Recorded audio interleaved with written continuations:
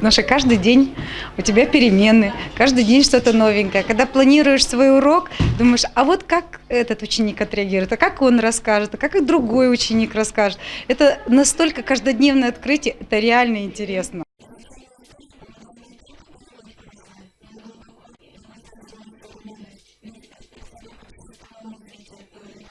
Я смотрю новости, я историк, я смотрю новости. Ребята, когда меня спрашивают там различные новейшие технологии, это я стараюсь быть, не отставать, по крайней мере, от старшеклассников, потому что они такие каверзные вопросы задают, и я должна быть всегда в курсе всего. Поэтому учитель, особенно моя вот профессиональная деятельность как историк, он должен постоянно быть, держать руку на пульсе времени.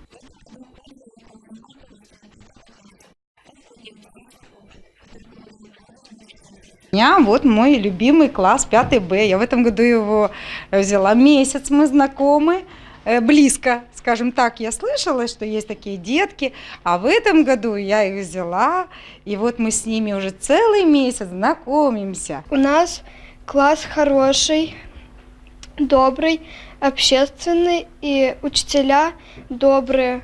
Тут нравится учиться, а учителя добрые, понимающие, и они говорят, если один раз не понял тему, что можешь спросить, они хоть 10 раз тебе могут объяснить, но чтоб ты понял, и на контрольной все хорошо написал. Мы один класс, как одна семья, и наша учительница, как нам вторая мама.